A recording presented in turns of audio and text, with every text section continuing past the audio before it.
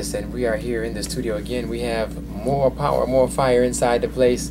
We have joining us right now Brother Sam Radford, and we're going to be talking about some things that are happening in our city as far as with education and how we can set the next generation on a higher standard, on a more sure ground. Welcome to the set again, Brother Sam. How's it going? Hotep. How you doing, Dave? Ross? Everything is beautiful. We're prevailing, as Baba Q would say. We're prevailing. What I really want to do is just kind of update the community on what's taking place as far as with the district parent coordinating council and what they are doing in the community and how people can assist and get on board with controlling the destiny of our young people and the schooling that's taking place right here in the city of Buffalo. Okay, I say. Well, first, giving honor and respect to our ancestors and to the presence of our elder, and not just any elder. This is the elder who has been a mentor and a guide for me, you know, from our early college days. So he has been guiding us both, and to every day, to every week that we sit with him through the Buffalo Local Action Committee. So giving honor and respect to the elder and requesting permission from the elder to speak. You can. With permission from the elder to speak. Ross, you know, as is often said, you say here, and like you started the first hour of the show talking about, you know, giving honor to the presence and the power of a living God. You know, the work that we're doing through the District Parent Coordinating Council is moving on another level. Right now, we really are focusing this year on how we cultivate leadership, how we cultivate a leader in every household. And that leadership, like Baba Akil said, primarily is going to have to come from the children. You said children shall lead them. That's what the scriptures say. So we're working closely this year as a real conscious goal to work with the Inner High Council. As you know, last year we were instrumental, and for the first time in the history of Buffalo Public Schools, getting a student on the Board of Education. So that student, Brother Stefan Wright, his time is up, and so now he's been replaced by our sister Erica Richardson. And so what we're doing is, as people see on the TV every day, if you watch the District Parent Coordinating Council, what we're doing now is coordinating so that we have a high school version of that. Well, 6th to 12th graders. So between 6th and 12th grade, they'll have a representative from every school. They will have a representative from every school that will become part of a student coordinating council. And that student coordinating council will meet just before our parent coordinating council. And so everything that we have been able to do and organize as parents, we're now cultivating for every school building to have two grade level representatives, and then ultimately have classroom representatives. And like we have the parent assembly, we have student assembly, and then we'll teach students how to set up their own governance system, how to give feedback to the system about what's working, what's not working, and how they contribute to ensuring that they're able to take advantage of a lot of the opportunity that's before us in Buffalo right now. That's pretty interesting. I remember a few years ago, we used to, you know, the so-called election time things were coming on. And in addition to, you know, us talking about voting and all of those things, we many times remind the people that we are the government. And that whole, you know, the rosters have a thing that says words, sound, and power. We have to speak into reality what we know and what we need to have. We are the government means that we have to be responsible for governing our own affairs. When you listen to the words of Marcus Mosiah Garvey, you listen to the Honorable Elijah Muhammad, Malcolm X, these beings are always reminding us to take our own destiny into our own hands. Something that slaves don't do. On Bishop Badger's program, we talked about that. Slaves are not responsible for their own destiny. They just sit back and enjoy the ride. Free people, responsible people, they plan, they maintain, they even prevail in their destinies. But not only do they do that, but they set up the next generations to move further and higher. And I think that we're watching a phase shift, a consciousness shift of Africans. We know about the Emancipation Proclamation and the Emancipation Day in Jamaica and all of those things, but there's a new 21st century African, like Marcus Garvey talked about, that they're going to be on a whole, you know, another level of existence because our people, our ancestors will have left history for us to move forward. And I think that now we have the children of those ancestors all coming together, you know, in different areas from religion to social to historical to stand where we need to stand. this cultural continuity would not have taken place if a generation behind Baba Akil didn't stand up and do their responsibility. But the generation behind Baba Akil could not have stood up unless he had held his post, you know, if he had posted up, as Demone Smith would say, you know. So the importance of every generation manning up, womaning up, taking their responsibility, accepting the information from the elders, and then working on their particular calling. We were all in school together. We took the same classes. I'm not doing your job. You're not doing my job, but we are in harmony together. I see. One cultural community. The importance of as you watch this intergenerational passing of the baton and elders taking a directive responsibility. You don't have to run unless you want to, but you have young brothers who you tell what to do, and we do it. What is taking place? What is taking place? Yes, for you. What is taking place? What is taking place? Lots of stuff is taking place.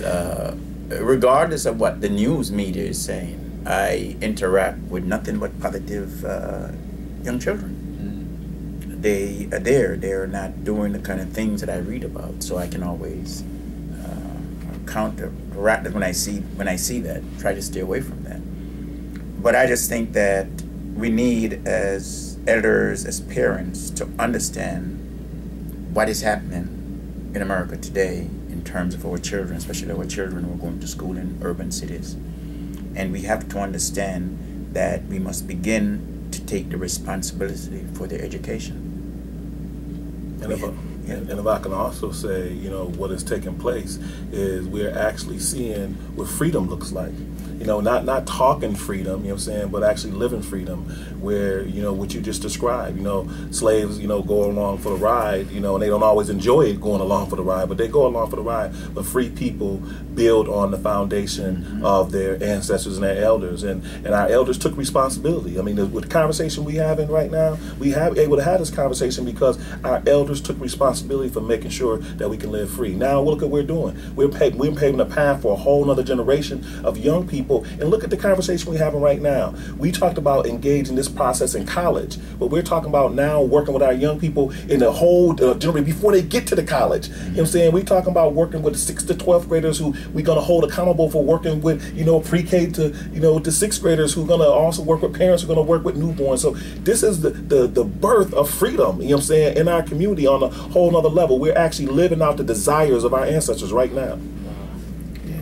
I think that becomes interesting now for the adults who are getting a whiff of this freedom train, those who are experiencing this whole Africa Town concept.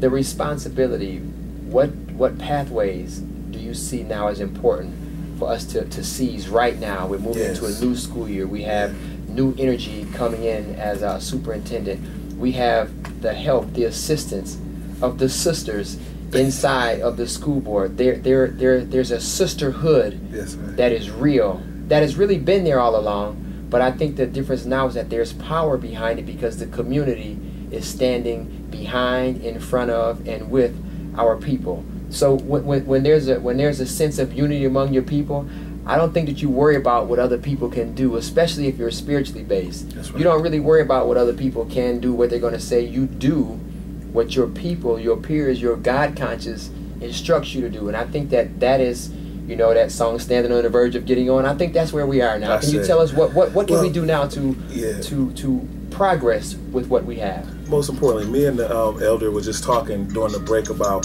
how special this time is that we are in right now. Right now, we have, for the first time ever in the history of Buffalo Public Schools, we have an opportunity. And everybody, whatever you're doing right now, I want you to stop right now. Stop and hear this point that's getting ready to be made, because this point that's been getting ready to be made is special. It's a special thing that's getting ready to take place in Buffalo. And if you really think if you really understand the importance of what I'm getting ready to say, grab somebody else right now. Whatever you're doing, freeze, stop. We call it touch and agree. Yeah, touch and agree. Grab somebody else right now and say, listen, but Brother Sam is about to share some information that not only do you need to know, you need to make sure everybody around you know. Starting this year, starting in June of 2013, every single student that graduates from Buffalo Public or charter school is going to get a full scholarship to college. Do you understand the significance of that? A full scholarship for college is already paid for. So this is what I need you to do.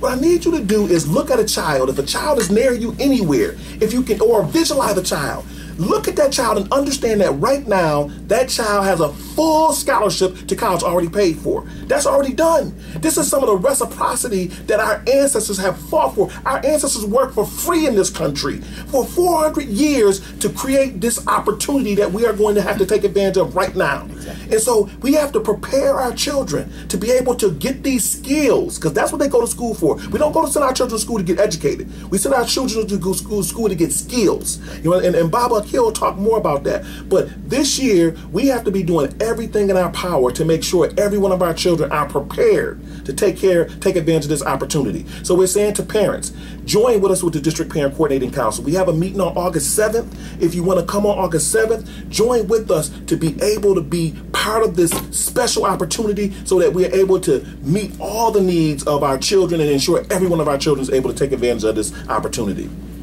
So Baba Akil, you talk all the time about this whole idea about how important it is for us to be able to make sure we prepare for opportunities like this. You want to comment any kind of way? Yes. Let me just say this. If one were to look, say, at what Cuba has been able to do in less than 100 years, they have gone from one of the most illiterate communities in the world to one of the most literate.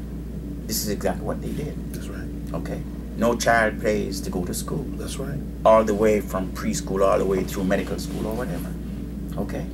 And the culture and the belief in self and what was laid down by their ancestors. Okay.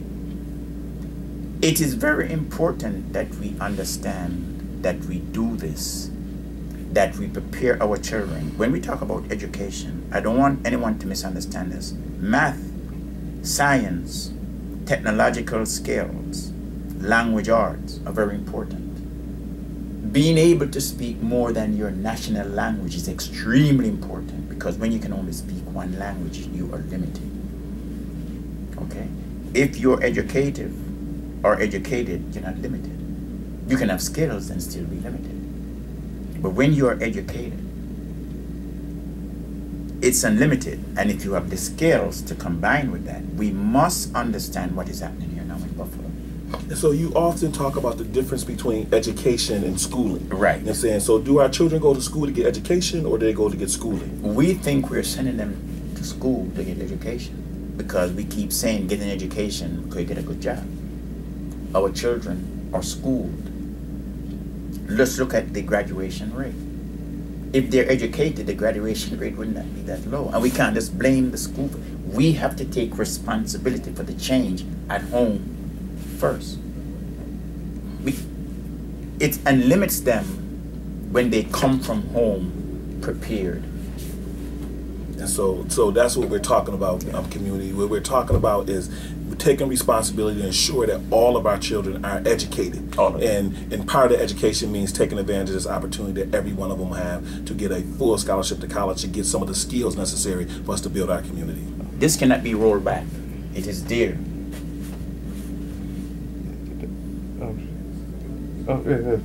He got it. Okay. He was like, start the count where? Start the count where? Yeah. Yes, I wish we could. One of the things I want to do is to bring more parents to the meeting on a Thursday night. Okay. Open it up.